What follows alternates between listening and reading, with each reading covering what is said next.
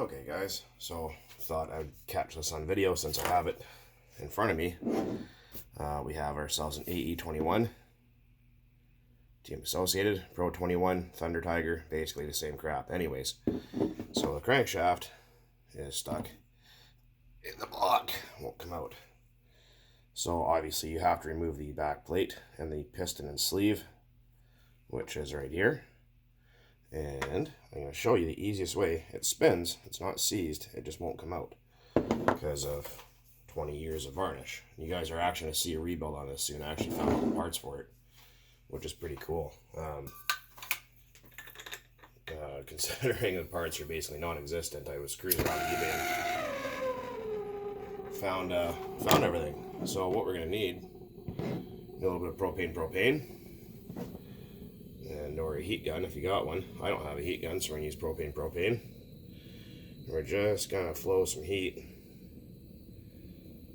around that casting. If the bearings come out, it's not a big deal. They're going to be replaced anyway. We're just going to heat the block up a little bit. And sometimes they just drop out, sometimes not.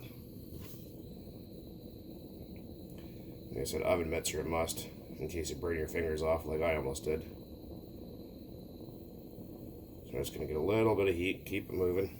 Don't leave it in one spot for too long. A lot of people do that, they just hold the heat right in one spot and they end up calculating stuff, so you don't really want to do that.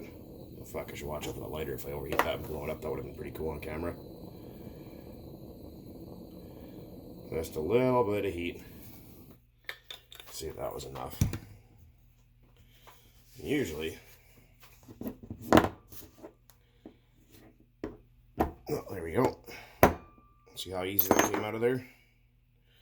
Then you're left with your two bearings. If you want the bearings out too, you can just heat it up more, and those will come out. I have many videos about how to remove bearings. Actually, well, I'm going to be removing the bearings in this anyways, so I will make a video on that when I get said bearings in. And if anyone does have an AE21 and they want to know what the front size is for the bearing, I buy them by the sleeve. They are from SKF. They're actually really good. They are a 607 2RS is what the front bearing is. It's a pretty common size for most big blocks. Some small blocks too, actually. But you gotta find out what size the rear one is and then order it. But like I said, for this AE21 here, we got a new cylinder head on the way. I mean, I got it for 14 bucks at a grease. I seen it and I thought, you know what, the hell with it. I can't stand smacked up looking cylinder heads, drives me nuts.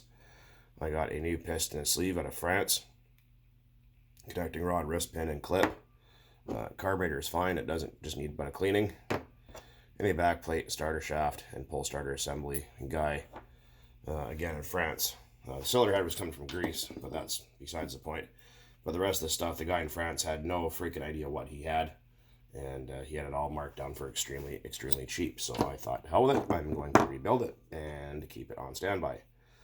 And as far as this crank goes with that corrosion on there like that, just degrease it really well and just take some 2,000 or 3,000 grit sandpaper, chuck this up in a drill and spin it and just buff this just until it's shiny, and that's it, no more.